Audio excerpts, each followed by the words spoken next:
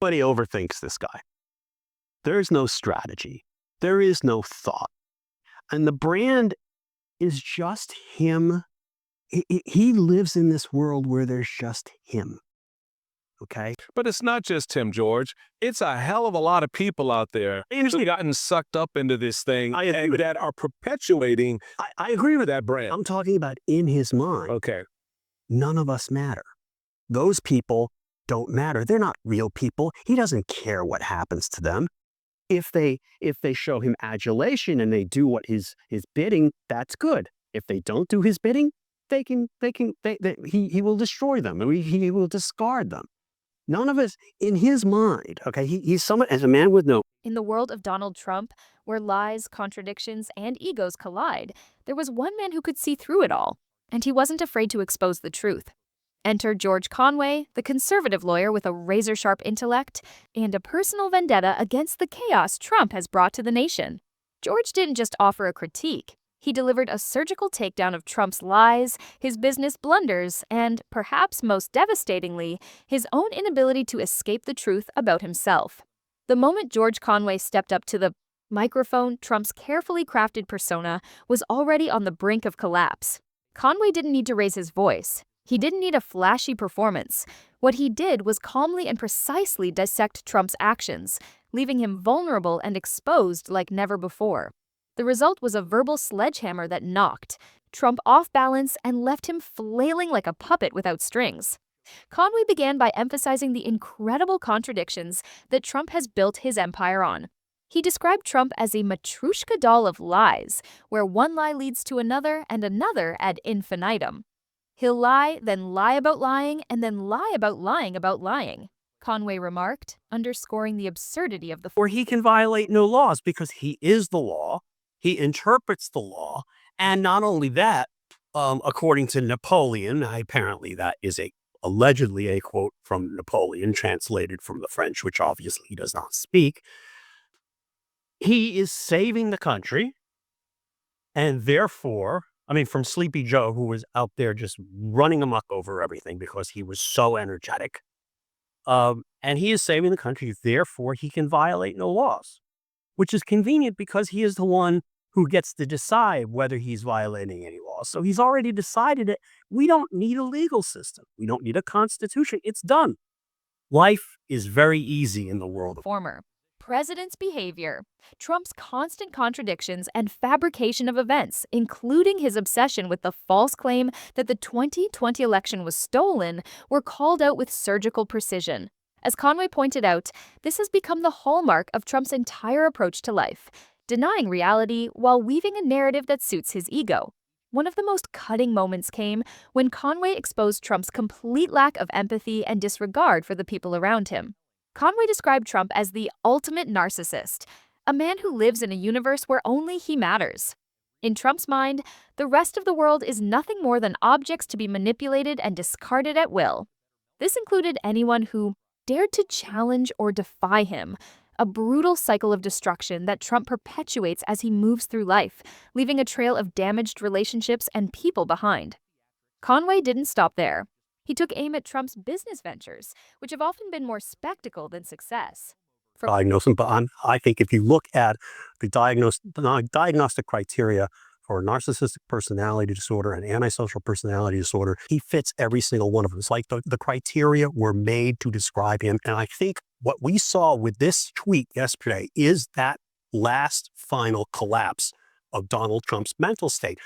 You think about it. Those were like 50, 60, 70,000 people in the aggregate in five rallies in different states. That's loopier than saying that the moon landings were staged, because there were tens of thousands of people were there. To think that is crazy, and to try to sell it to people is just as crazy. He's done. His brain is fried. From bankrupt casinos to the ill-fated Trump University, Conway painted a picture of a man who is incapable of sustaining anything of value. Trump's so-called empire was a series of spectacular failures. Conway's dry, calm delivery only served to highlight how little Trump's brand stood for. His ventures were a joke, and George didn't hesitate to make that clear to the public. Conway's takedown didn't shy away from confronting Trump's mental state. He argued that Trump exhibited every sign of narcissistic personality disorder and antisocial personality disorder, citing how Trump's behavior and decision-making resembled the diagnostic criteria for these disorders. The culmination of Trump's mental unraveling came when Conway referenced Trump's absurd claims about rallies and the delusion that he had more support than reality suggested. The man who once claimed to have won a landslide victory was now selling an alternate reality that even his most loyal supporters couldn't buy into anymore. He is done. His brain is fried, Conway stated plainly. I was offered the job of head of the civil division of the Department of Justice, and I filled out all the forms. They ran my background check, and I was interviewing people who were going to work underneath me. I was sort of far along there, and then I just started having this queasy feeling like I don't really want to work in this administration, because what I saw was Donald Trump, we know, is basically a matryoshka doll? How do you say that? Of lies and mendacity. Basically, he'll lie, then he'll lie about lying, then he'll lie about lying about lying, and then he'll lie about lying about lying about lying. And that's what he... Conway also tackled Trump's response to the COVID-19 pandemic, highlighting the president's obsession with optics rather than effective action.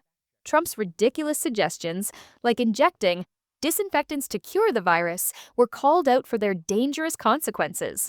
Conway's commentary on Trump's leadership during the pandemic painted a clear picture of a man more interested in media attention and personal glory than the welfare of the American people.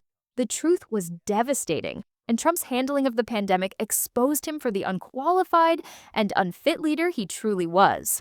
In the aftermath of Conway's comments, it was clear that Trump's legacy was one of lies, failure, and corruption.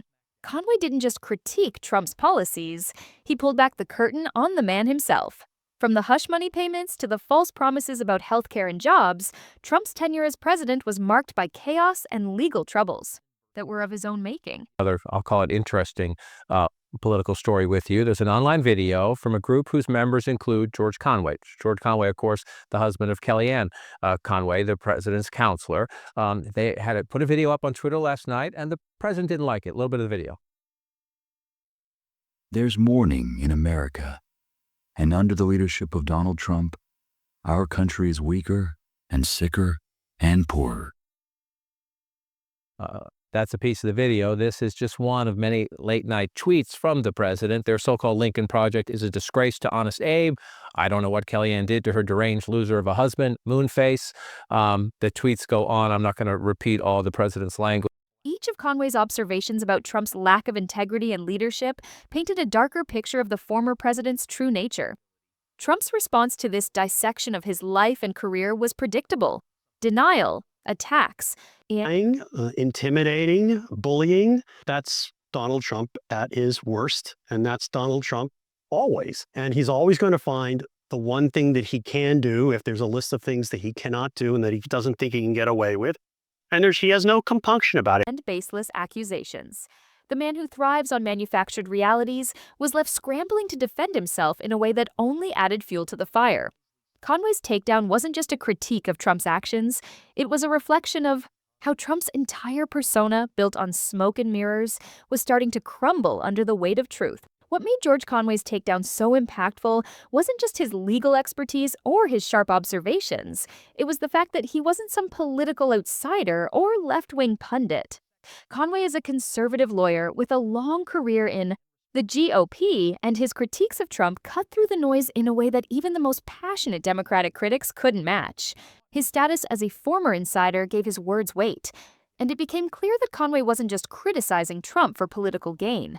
He was holding the... Is, as you put it, an implosion. And this, I believe, is what ultimately was always going to happen, the final implosion of Donald Trump. I mean, it's like Hitler, when Hitler was moving around divisions that didn't exist in the last 10 days of the war in the Führerbunker. I mean, he has completely lost it. This post is beyond question delusional, but it was also inevitable, because what's happening here is he realizes he's under more pressure than ever, because he's not just running for the presidency, he's running for his freedom. He's going to go to jail if he does not win the presidency, and he can see that now.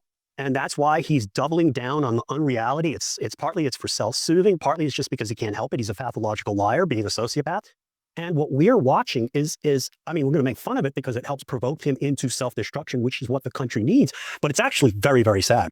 former and the president occasional accountable for cuff his betrayals of the Conway's American commentary people serves as both and a the reflection values and a he reckoning, claimed to inviting uphold. viewers The to consider final the insult fine to line Trump came between from the Lincoln reality Project, and reality an TV, initiative and spearheaded the by Conway consequences and other of former blurring the Republican two. operatives. This campaign wasn't And so, just as about the broadcast opposing Trump. concludes, It was one about can't help but dismantling the imagine myth Trump of his success somewhere in and Mar-a-Lago, exposing the truth about watching his through a failures. haze of Diet Conway's Coke and fingerprints were all indignation, over the furiously relentless, composing a methodical tweet that will campaign never be that posted disrupted about a Trump's takedown he never re-election saw bid. coming.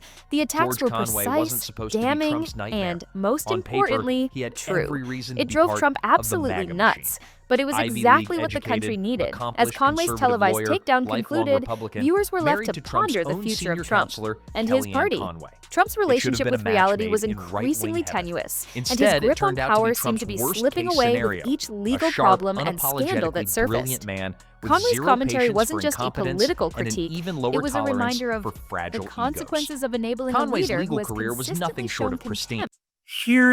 Here's the rub. He doesn't think there's anybody else in the world other than him.